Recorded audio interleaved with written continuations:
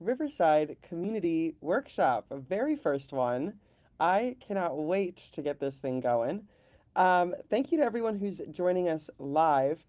This idea really came from the idea that a lot of you in the community had reached out saying that you wanted to see and learn and hear about what other creators are doing on Riverside to really learn from each other. So this is kind of a jump off from our webinars, and instead, for every one of these sessions, we're going to be bringing on a different person from the community so you can really learn from your peers and really be able to niche down into some of these topics.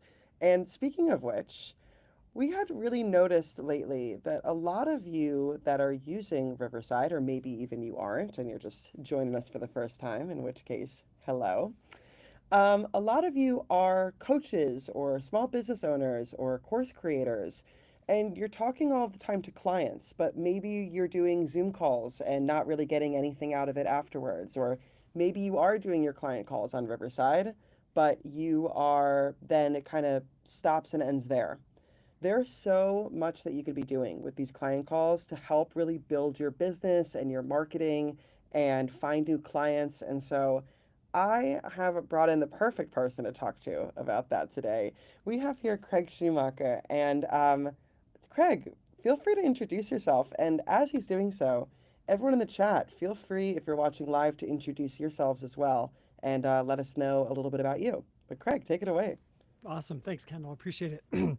I apologize in advance. I lost my voice last week and is just coming back, so if I have to clear my throat from time to time. But I'm Craig Shoemaker, and I'm a business coach for people who run online course businesses. And my job is to help them build and scale out their businesses. And as I mentioned it to Kendall when we set this up, Riverside's been the foundation of my course business from the beginning, and so I'm just excited to share what I have available. Yeah, I'm really excited to dive into it because I will say, I did get a preview, guys, of what we're going to be talking about today and just like some really cool, useful tips for all of you. And so I wanted to start with something a little bit different because it's a workshop, you know? And I wanted to, you can also answer in the chat, but I wanted to take a quick poll of the people that are here. So let me just get your phones out, and I'm going to ask you to scan this QR code for me. And what we're going to be doing is just basically learning a little bit more about the people that are in this chat.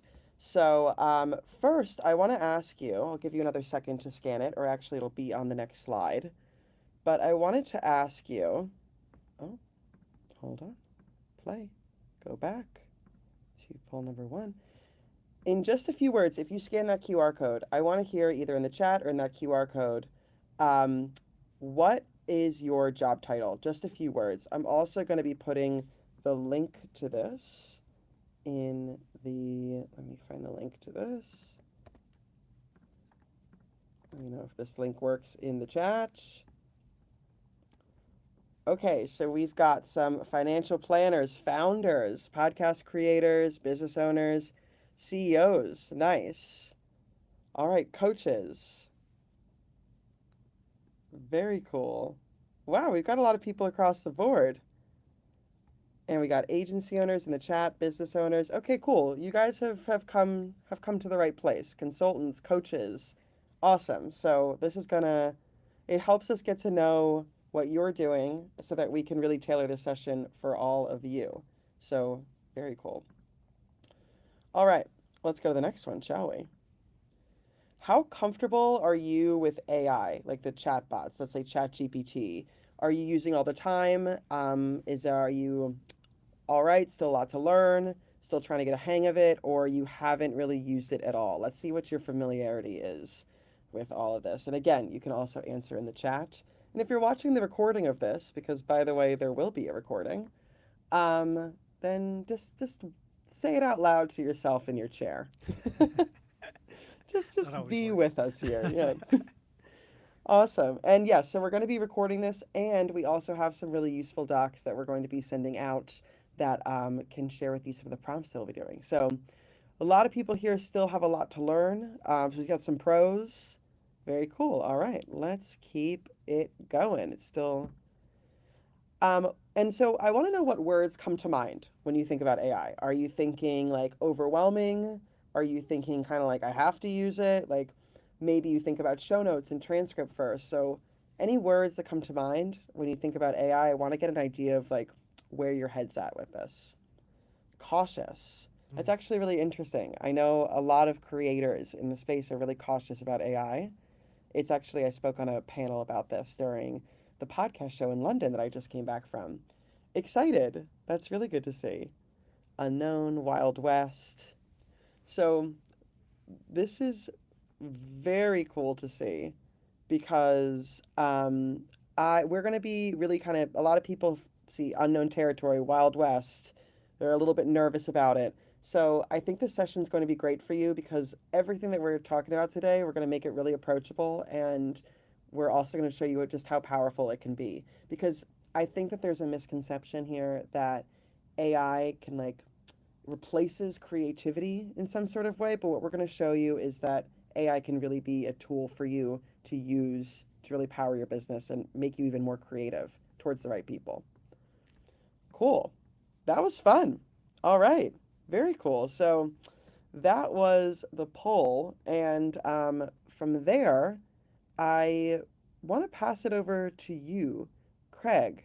Tell me about the process that you do that incorporates Riverside and AI, and then we're going to walk through it so that everyone here can do it themselves at home. And again, Yeah. in the chat, because it's a workshop, like feel free to jump in, say what you're doing. Like, let's have this be a conversation. So I have some slides prepped that kind of speak to that point. Is it okay if I go ahead and start sharing from there? Absolutely. Excellent. Okay.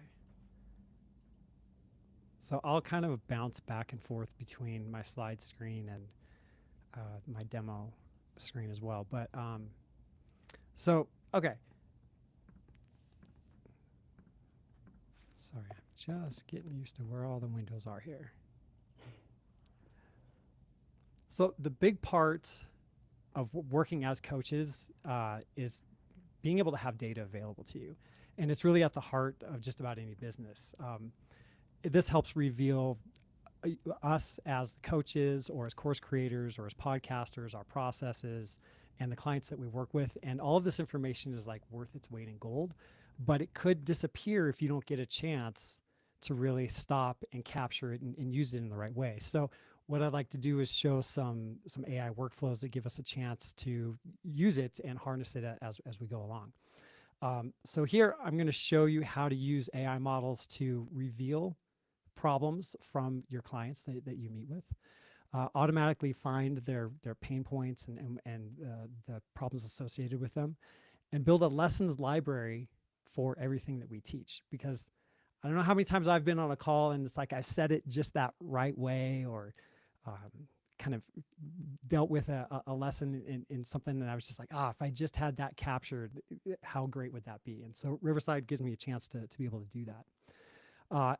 Also be able to write in our own voice. And I saw in the word cloud cringy come up, and absolutely that is one of the issues that we deal with when we're working with AI. But part of the process that I want to show you is a way that you're writing with your data and with your voice. So even if you use an AI model to kind of help you build content, that it doesn't come across as cringy. It doesn't come across as something that you wouldn't want to read and write all on your own.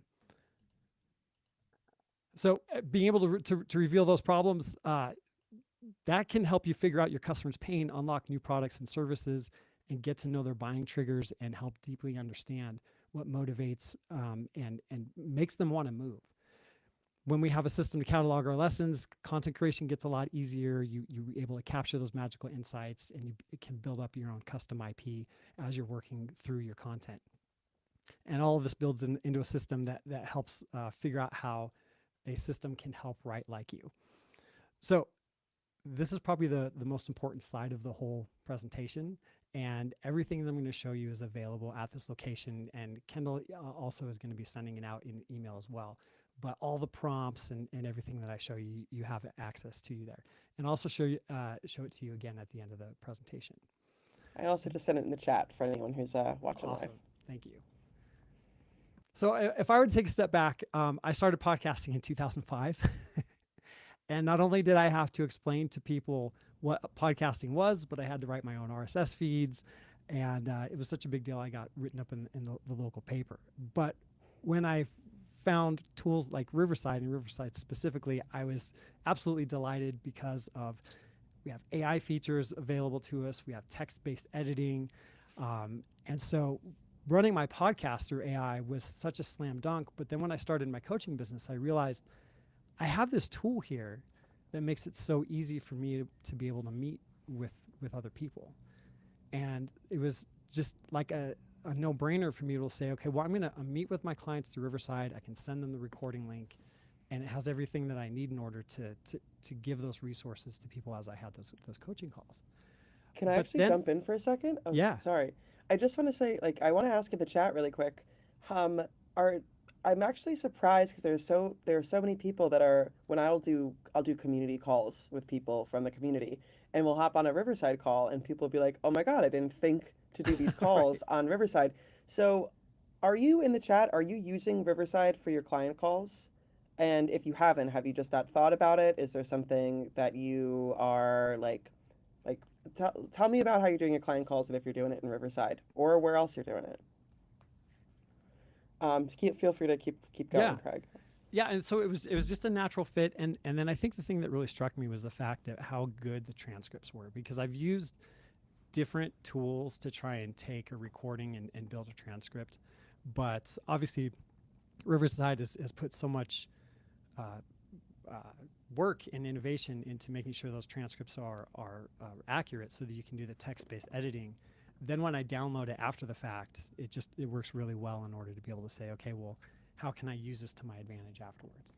Yeah, I mean, I'll take a call in Riverside with other people that are working at Riverside. We'll record it. I'll take the transcript, and for anyone who missed the call, I'm like, hey, I'll feed it into either use the show notes or I'll feed it into ChatGPT and have it create some kind of notes for the meeting call for the meeting, and send it over to the team. Super easy. And also, if there's like a really fun demo that maybe like the product team is doing, I can clip that and use it for social media. Like there are so many things you could do after the call that I always am recording these calls and using the transcripts in cool different ways. So I'm Yeah. excited to see how you're using yours. Well, and that goes back to my original point of just the fact that there's so much data that you collect when you meet with people one on one, and if you don't harness it and use it, like it's a missed opportunity, and knowing that we have it available is such a huge deal. So I have this slide up here for disclaimer. So I'm going to show you how to take a coaching call transcript and upload it to an AI model and do some processing. But if it doesn't like fit your business, if you have sensitive medical stuff, or you are personal coaching, get into personal stuff or financial things, like learn about the process of what I'm showing you. And once we have local models available, then maybe this will work well for your business. But just know that this involves uploading call transcripts to the web. And so, we just want to be responsible with our clients' data as we're working with it. Yeah. So the big problem is the fact that, and you can ask my wife, to like support this, we don't have perfect memories. I certainly don't. And so when we spend hours and hours on coaching calls, it's hard sometimes to keep track of what we're working with for a particular client, or maybe where they're going, or where the next problem that they're trying to solve. And so by being able to extract out the transcripts and do some of this post-processing with it, it really helps you remain centered and focused as you're working through and with your clients. And John has pointed out that we have a little bit of a blocked screen because I think your notes are a Oh, little bit on the oh, presentation. sorry about So that. just if you move them over there, there we go. There we go. Sorry about that. No, a workshop is raw, you know? This Right, is right. fun. Yeah. All right. So I'm going to switch screens for a second, and I want to show you kind of how the sort of end results of where we're going here.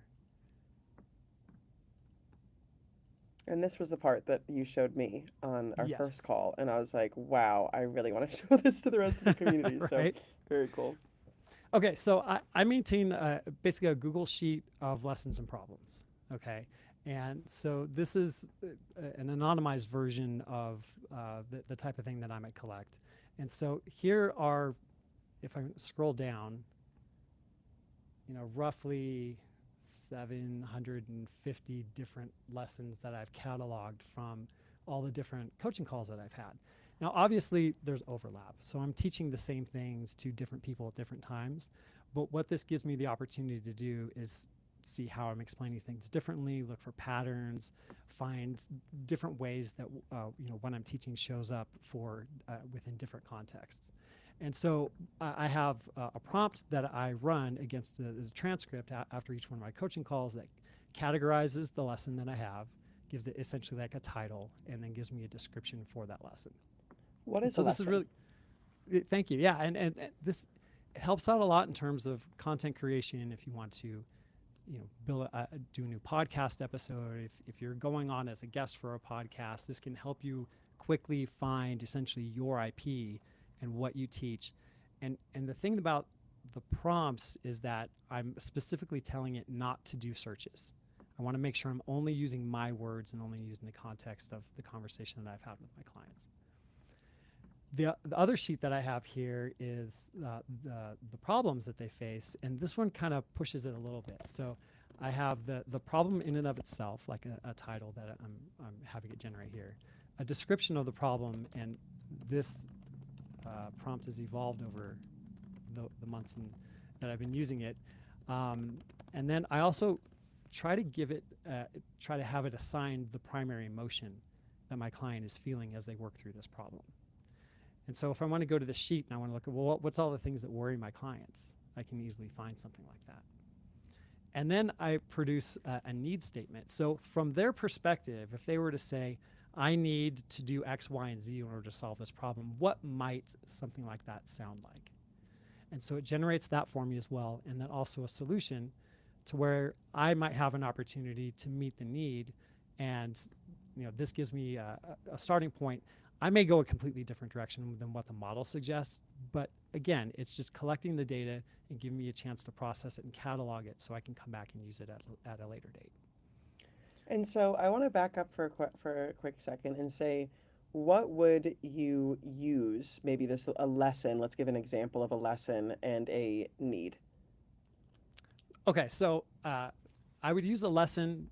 So if I wanted to create a new email series, I might go into my lessons and say, okay, well, what are some of the things that I'm talking to people about over and over again that seems like it's just something that comes up and people I speak to want to hear about. So I could go through the spreadsheet and I could figure out and find those patterns and say, okay, I'm going to create an email sequence or I'm going to do a tutorial or something like that based off of those lessons that keep popping up over and over again. Or the other thing that's also really helpful is like I can go into the lessons and I can realize, okay, with that one client, there was like that moment where it really clicked for this person and I said something that just resonated with what they were doing. So now I can go back and revisit that and think, okay, how do I need to flesh this out? How can I make this even better and make it something even more prominent in what I teach and how I interact with people? Yeah, I mean, even I'm thinking about it. Like, I do the community calls, and I'm thinking, I hear all the time, I'll ask people what they love about Riverside, and a lot of the time they'll say, I love how easy it is or how simple it is for me to use. And so I could even use that knowledge and apply that to my next email for a marketing campaign and say, this next easy to use type of feature, and really be able to speak directly to lessons that I've learned from these calls. That's super cool. Yeah, Okay. yeah. How would you use a need? So a need, it's the same coin, just the opposite side. So if tend to find people are running into the same problem, or I'm essentially looking for patterns at this point. For the people that I work with, pricing and marketing issues are always issues that come up. And so when I'm looking at their problems, I'm looking at the things that they're reacting to. It's like, okay, well, how can I then figure out a way to either specifically for that client address that problem well, or then take a step back and say, okay, well, how can we sort of address this problem in an effective way? But just like trying to remember that off the top of my head over months and months of worth of calls, I'm just going to forget. Yeah, I mean, Elizabeth, I'm actually going to show this on screen, put it well. Wow, this is essentially building your own knowledge bank that captures the problems, lessons, and insights from everything you do. And that's exactly what this is. Yeah. So I am excited to show you how to do it. A quick question, we're going to actually get to it, but somebody had asked, I can't find the, oh, there we go. Craig, how much time on average, do you find you're spending on maintaining these spreadsheets? Mm. So maintaining, I'll put it this way. So after a client call, I have a checklist that I go through.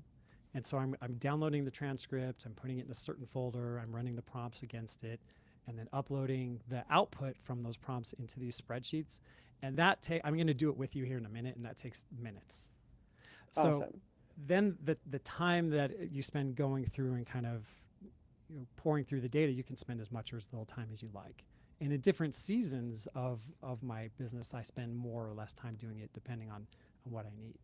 But in terms of the mechanics, it's super fast. And what I'd like to do, I haven't figured exactly how to do it yet, but like create an automated workflow to where I'm dumping the transcript into a folder and it kicks off a process where it runs the different prompts and uploads the sheets for me, and I'm just time constrained, so I haven't figured it out all yet. It's always like that. You're like, oh, I could make this all automated, but you're like, but I don't have the time to end Right. up doing this, which will eventually save you time, but like, who has the time It for will. that? But when It it takes will. you like a minute or two to do it anyways, it's kind of like, Yeah. Cool. Let's dive into what you're doing. So, I just want to start off the top and say, so what Craig is initially doing is he's recording his client calls on Riverside because we had gotten that question before. Recording it on Riverside and getting that AI transcript. And then tell me what you do with the AI transcript from there. So here, let me. So I'll download the transcript from Riverside, and I just put that on my machine. And then once I have that, I take it and I upload it to an AI model and apply a prompt to the transcript. And so the And output of that prompt basically is a comma separated value file that I save and then import into Google Sheets. and so do you right off the bat, I'm just going to go step by step. You download the transcript. Are you doing SRT, TXT? Does it matter? TXT. Yeah. Okay, TXT file. You take your TXT file, you download it, Mm-hmm. and then which model do you like to use best? So I'm using Perplexity right now. And what that does is that has basically a model router. So it looks at the request that you sent and it figures out which model to use best. So generally, I like Claude 3.7 for writing. And I like the sort of whatever router model the Perplexity is going to pick for me in order to do the analysis and the post processing. Um, Everything that I'll show you works on ChatGTP. It works with Claude. It works with any of the models that you have available to you, and they also work with the free versions of them. I'm using my paid Perplexity version just because I've been iterating on this, and I need a lot of requests to make sure it was set up right. But I mean, really, most of the models that are available, readily available to us right now, and even available for free, do a phenomenal job of doing this type of processing. Awesome. And if you are using a free model, like ChatGPT's free model, I do it. Mm. We all do it. So what we will accept not you. So you will find that if you're having a longer call, your transcript's probably going to be way too long to just copy and paste into ChatGPT. Yep. So Craig has included an incredible link that I'm going to put in the chat, and I'll also send to you all later. It's a text chunker, so you can take your entire transcript in that TXT file and put it into this text chunker, and it will break it up into sizable pieces that ChatGPT will process so that it doesn't say it's too many characters. So really Exactly. useful tool. Bookmark that thing. It's it is a lifesaver for me. I'm glad you found that. I yeah, I was added using it in the another tool chat. before, but this one's really cool. So I'm Is glad that it? you sent it over. That's Yeah, awesome. Yeah. yeah. Well, my background is in web development, but I just generated that tool out of Perplexity because it was phenomenal, the features that it even put in there for me. So That's awesome. yeah. Okay, cool. So you do that. Let's go through the next process. Okay. Well, so why don't let me show you the prompt that I'm using. Yeah, let's do like an example of it, and then we could see how it's Yeah. working. Okay. So here is so I'll show you the prompts and then we'll use it and you can see the output from it. And I like to explain it kind of line by line because everything that's there is there for a reason. So anytime you're working with a model, generally what you want to do is have it adopt an identity, give it a role. So here I'm saying you're expert researcher, you're going to look at my call transcripts. And what I'm having you do, AI model, is create a CSV ready table for me. So that's kind of where we're headed with this. And so I want it to analyze the transcript and identify all the client pain points, struggles, frustration, roadblocks, problems, anything that it can see and kind of come up with that my client has voiced within the call. But skip personal stuff. We'll keep that out of the analysis. And then I'll have it go in. It knows who I am, but go ahead and pull the client name out of the transcript so that I can feed it into the spreadsheet pretty easily. For each problem, what I want it to do is essentially, this is how I'm asking it to build up the table, is kind of title the problem in and of itself, and then give a very detailed context of the description. Now, usually this isn't enough, and I'm going to show you how we'll have to push the model again to give us even better description, but this is a good starting point. And I say, okay, associate an emotion, give me that need statement, and then suggest a solution. So I'll switch back over to the other screen now and we can kind of see what the output looks like from the model itself. And again, we're going to be sending you these prompts, so you'll be able Yes, to essentially just copy and paste this with your own like send your own transcript, copy and paste these prompts, and be able to do exactly this. exactly. Absolutely. So here's that whole prompt that I put in there. Okay. And all I did was I attached the call transcript to the chat thread. So that's there. And so here it is, it's going through and it analyzed everything for me and it gave me this table. And this is good. Okay, so this person, Edward Awesome, I have clients, names like that. He needs to update his course, and so he's feeling a little uncertain about it and kind of trying to figure out how to make that happen. Unsure about review processes. It picked out everything using his wording, his terminology. So once I got that table, I was like, okay, that's good. But now, again, I want to push the model even a little further. So I go back to it and I say, okay, are you sure that you found everything that my client has had an issue with? So I tell it to go back and say, carefully read the transcript again and make sure you didn't miss anything. And then once you're done, update the list. So here I'm telling it to make sure to add in anything that it found in the past. But this is really the key to this second layer of prompting. Just elaborate more. Give me more detail, because what I want to be able to do is go back to this spreadsheet 6 months from now, a year later, and be able to understand that problem from the description without having to need a lot of context. And so this is the most important part of it. And so then I just kind of do some house cleaning things, only use the provided reference, don't make anything up, please. Skip personal problems and don't mention me. So now the table that it's generating for me is much more elaborate in terms of the description. And so this is a lot closer to what I would want to be able to log within that Google Sheet and have available to me. Now, within Perplexity, it makes it really easy because I can come down to the bottom of the table here and I can just click this little icon for download CSV, and then that'll make it available to me. If you're using ChatGPT, then you might have to tell it, okay, format this as a downloadable CSV. And in fact, you can even tell it, create the file for me, and ChatGPT will do that for you. It takes a minute if you're on the free plan, like 2 or 3 minutes, but it'll just create the file for you. And then what that looks like is something like this. So here is the CSV created for my problems. And so everything that was in that table is now just in this comma separated list. And the only thing you want to make sure to do is to take out the header row. And then once you have that, now I can go back over to my spreadsheet. What are you doing? Are you like copying and pasting this now? So that's just a file Okay.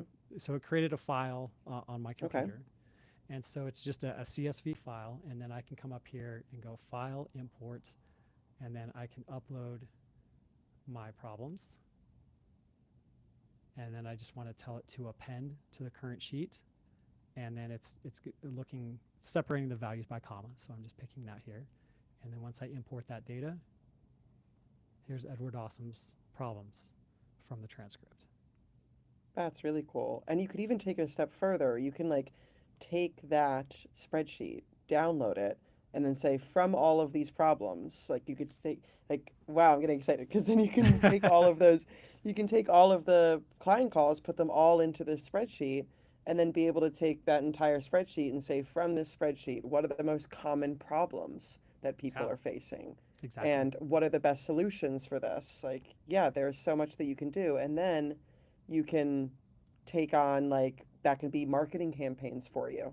Hmm. Like that could be the next course that you teach, that can be the next email newsletter that you send out or video that you create or maybe podcast episode.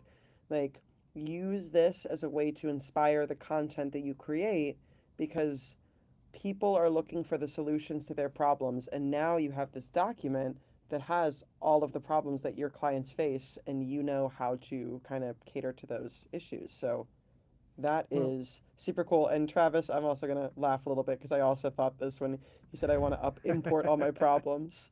I wanted to. I really felt this comment. So yes, agreed. I wish I could yeah, upload mine and into and get that fixed. yeah, that would make the process so much better. Well, and you even read my mind a little bit because one of the other demos is to show you how to take all that data in aggregate and then basically Oh, okay, look at your clients from as a group or as individuals. So that's we're really getting cool. ahead of ourselves. I know. Okay, so show me the next prompt. I'm All excited. right. So instead of just going back to the slides, so let me show you the, the next one just in here. So basically what we're doing is we're looking to extract the lessons at this point. Process is exactly the same. So what I'm doing is I'm saying, okay, look at this transcript and then look for all of my lessons and the strategies, tactics, and insights, only using my words as a reference. And one of the things that Perplexity can do when you submit a prompt is you can go in and I'll, I'll come back and show you how to do it. But you can turn off web searching basically. So it's only using the uploaded file as a source, which is really nice. Why would you want to Um, do that? because when I'm trying to capture my lessons, I want to know what's specific to me and my custom IP, my custom vocabulary that I use with my clients.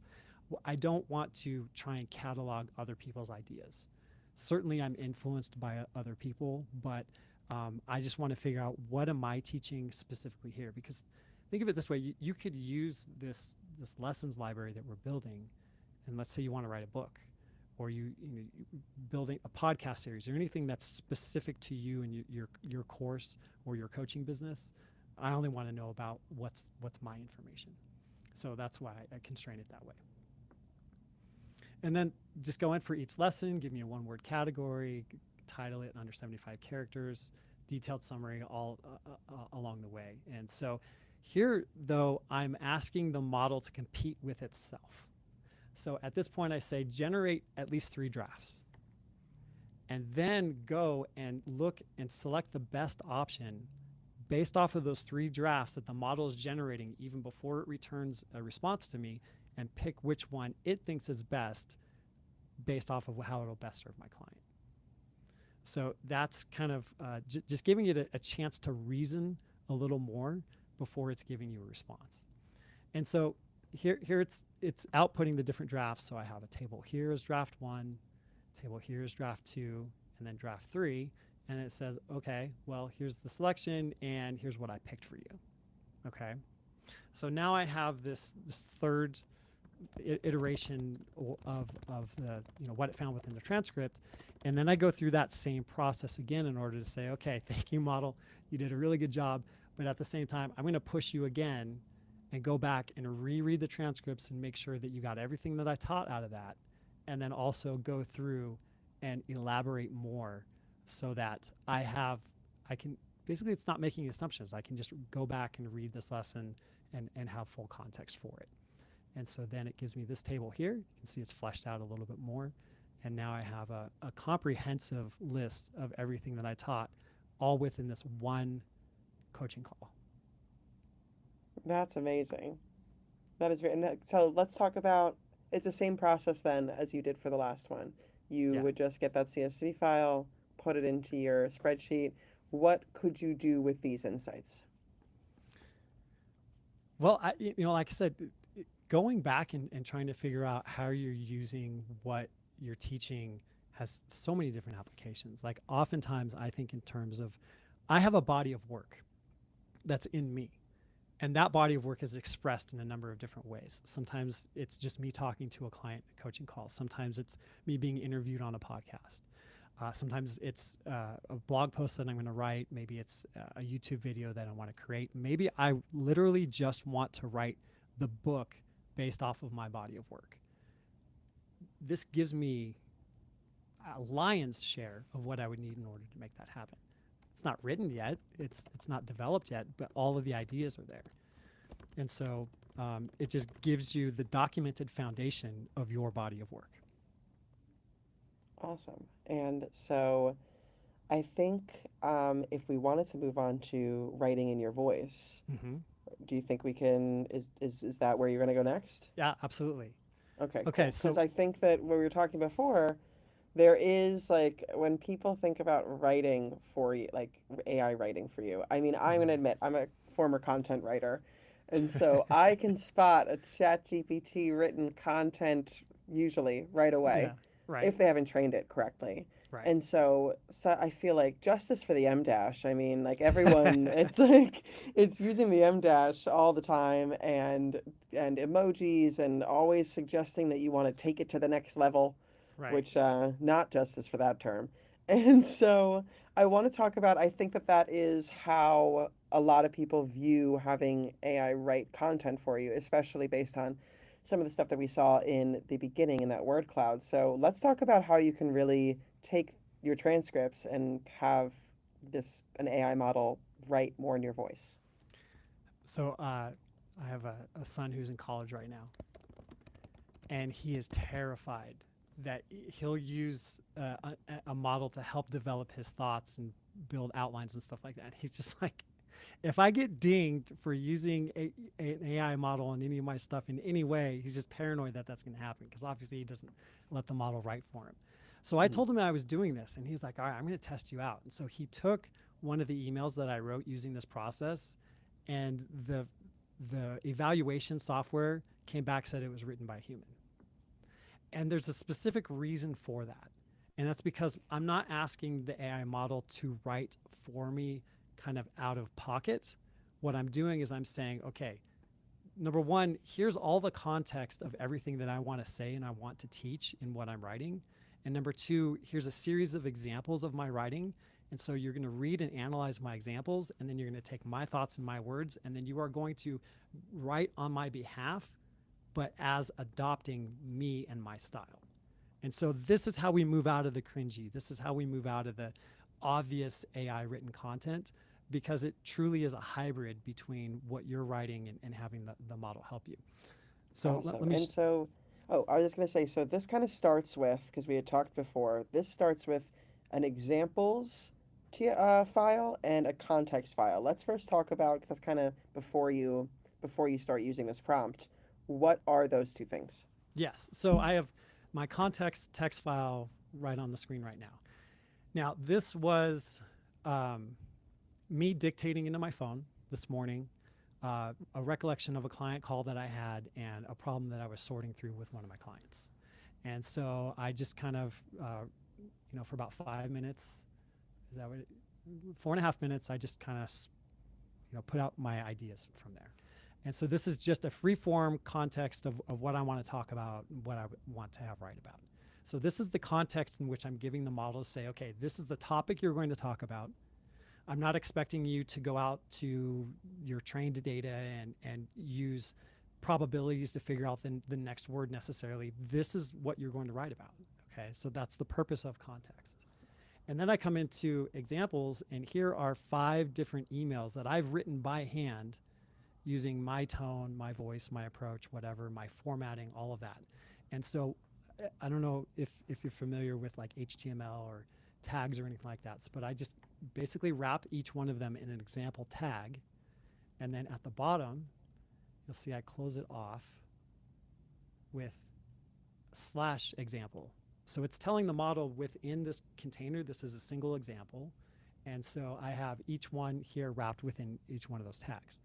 So Now, when I go in to use this, I can come in to the model and I give it context and examples and ask it to write for me. Okay. So let me go over to the slides really quick to kind of show you the prompt because I think it's a little easier to digest that way. Hmm. And then we can kind of look at what it's doing because there's some really specific things that I'm doing in that area to get set up. So just let me find where that slide starts. I like that Candace just posted on the chat her banned list of things that they refuse to, I assume, refuse to put in their content. I also have my own banned list that I Yeah. haven't actually written down, but I really should because there are so many terms that as soon as I see it on an email that's written for me, I'm like, no, I'll write it Done. myself. That's it. I'll write Yeah. it myself. All right. Sorry. Hold on one second. And as he's kind of loading that right now, anyone in the chat, like, let us know how this is going, if this is helpful for you all, if this is something that you want to apply to your own work. Because for me, I think that this is, like, I want to take all my webinar transcripts and be able to create takeaways from the community, or even I can do this with like the chat from our webinars. All right. Almost there. PowerPoint is not being my friend right now. So, No, it's this is the beauty of live. yeah. And somebody had asked. I put Perplexity. That's what Craig has been using. I put the link for Perplexity in the chat, but I'll also be sending it at the end of the session. And it is also linked in the document that we're going to send you. Perfect. Yeah, I just Perplexity was one of the first tools to include searching before ChatGPT did, and so I started using it. But they have a lot of other really compelling features that are available, and so that's just what I've landed on. ChatGPT, the latest versions of like the website and the experience has even more incredible stuff. So it's like they're always competing against each other for different features. So Sometimes I'll even ask like a few different places for the same question and kind of see which one yeah, is giving me the content that I want in that day. You know, right, so yeah, yeah, definitely. Okay, so writing in our voice again. The identity I'm asking it to adopt is an expert copywriter for me, and then essentially what I'm doing is I'm giving it my ICP. Okay, and I'm an online coach. I help course creators who want to scale their businesses. This is kind of what I'm about, what I'm doing, and the purpose of why I'm writing. So I tell it I'm attaching two different files to the chat. So examples, this is my writing style. Use this to emulate me. Context, this is the content that you want to use in order to try and generate what we're building here. And then the instructions are, use examples to learn about me, reason about the data that's in context, and then find three different topics to teach about for the email that I want to generate.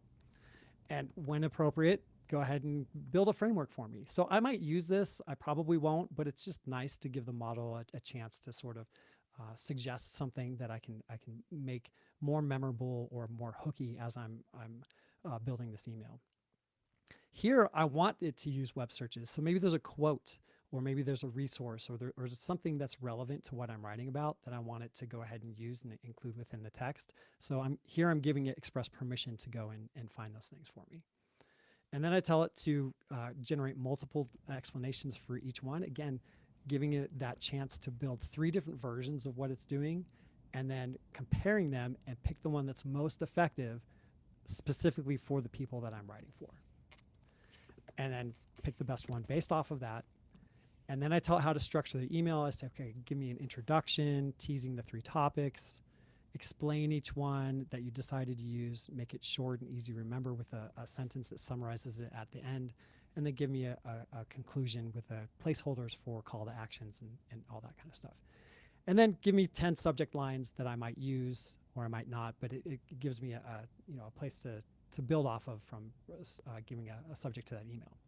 and you're including the subject lines in your example TXT file. No, I'm asking it to generate those for me. No, I'm saying when you give the examples of previous emails that you've done, are you also showing it your subject Oh, you lines know so what? it gets That's a an good point. idea? Actually, I'm not. No, Oh, I should add that to my examples. I just put the text of the emails in there. Try it out. Let's see how Yeah, it goes. I will. That's a good point. So then I tell it again to make sure to give me placeholders for anything specific, and then the type of writing style. I asked it to model after the examples I give it, but I also tell it, give it basically some direction about how to write. And then I wouldn't use profanity in my writing, so I make sure to use that. And then this is the most important part of the prompt, really. Before writing, ask any necessary clarifying questions and wait for my response.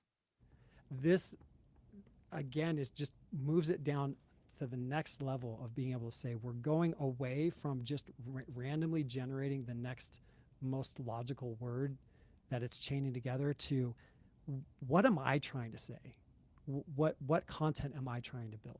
And so by having it stop before it does anything, read everything that I've given it and giving the model a chance to say, okay, well, what do you want to do with X, Y, and Z?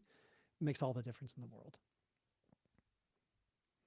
So now I'll go back over to the browser and you can kind of see what it gave me.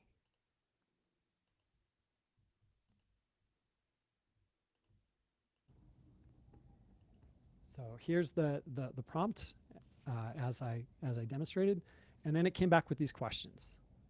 So what kind of call to action do I want? Should I reference any client stories? And do you want me to use it? Sometimes the questions are better than others. These aren't super great. But I said, okay, the call to action is going to be booking a coaching call. Just use a placeholder and make sure to use my name. It's like, okay, well, here's the subject lines that it generated for me. Might be good, might be bad, but they're a good starting point. And then it generates the text for me. So here's the text for the email. And I wouldn't start off with my friend. I would change a few things. It gave me a quote. I would take easy takeaway out. But generally, this is pretty much like how I might write an email. So this gets me about 80% of the way to an email that I would write. And then I can take this and I can refine it and make it available to my list based off of a voice note that I created of something that I wanted to talk about. That's so cool. So you could just be like walking on the street, record something, and then ultimately it can end up being your email without Yes. you really having to put that behind. Or And take the transcripts from a coach from a Riverside conversation that you've had. Maybe you find an excerpt of something you want to talk about, use that, dump it into context, and you're writing based off of that. I mean, I'm even thinking about when we had our first call, like if I had recorded that and then just taken the transcript and been like, hey, we're doing a community workshop. It's the first one. Here is Craig that is going to be leading it, talking about his process. Like it could have written that email for me and Yeah, saved me a ton of time. right. And So, especially if you had examples built up, and five's not even a lot. You could probably give it 10 or 15 or whatever, just to add more variation and more depth and texture to how you write, and have those available as the examples. and you can continue to train it as you go too. So you could even say, I've done this in the past. I've sent the final email. I'll say, this is what I ended up sending. Please use this. Like, please use this as context for, or an example for Right. for my next email that I ask you to write. Yeah. Candace also pointed out, which I thought was funny. I tell it, do not agree with me, challenge my approach. Otherwise, it wants to be your best friend. John also agrees with that. That That is a is good true. I approach. actually was laughing when I was reading their prompts because, like, it's so I'm so used to my very, like, kind Americanness of being like, please, can you try to do this maybe? And it's Right. like, do not write in my voice. It's like, do not write my name. And so it's just like, I mean, I was doing a AI webinar a while ago, and I kept writing please, and somebody in the chat was like, do you need to say please? And I'm like, I don't actually. This doesn't has no better outcome because I said please. I'm just being way too nice to this robot. Cool. So I wanted to keep the last few minutes for some questions. Have you all kind of jump in if you have some questions, unless I missed anything that you were going to present, Craig. The only one more thing I want to, and I can do this Cool. really quick, is that No, no, don't worry. so with Notebook AI, you have the opportunity to go in and add a number of like 50 different sources available to you. So basically 50 coaching call transcripts. And when you do that and put them together in aggregate, now I can come in and I can say, okay, based off all these conversations I've had, what's a 52-week email sequence that I might build, again, specifically based off of the conversations I've had, my content, my clients' problems, what does that look like? You can do things like that once you have these transcripts available. So I have one for all of my clients, and then I have spaces that I create specifically for just individual clients. I have this one client where we were working on pricing. She had a bunch of different pricing options available over the course of our time together. So I was just like, okay, build me a table of the evolution of the pricing of her offer. And so I had that available to me at a moment's notice by being able to know, where we were going to go next. And so by ChatGTP, the paid version has projects, Perplexity has spaces, and Notebook LM is the core features, being able to use multiple sources. Each of these different resources give the ability to work with multiple sources at a time that persists. It's not just for that one chat session. You can go back and continue to ask questions of it. Wait, so back it up because this Yeah, is yeah. very cool. So you go into Notebook LM and you just, on that sidebar with the plus button, that's where Yes. you're adding, what are you adding there? The Coaching Google transcripts directly out of spreadsheets? well, Wow. you could, but I'm just taking what comes out of Riverside and I'm putting it directly in there.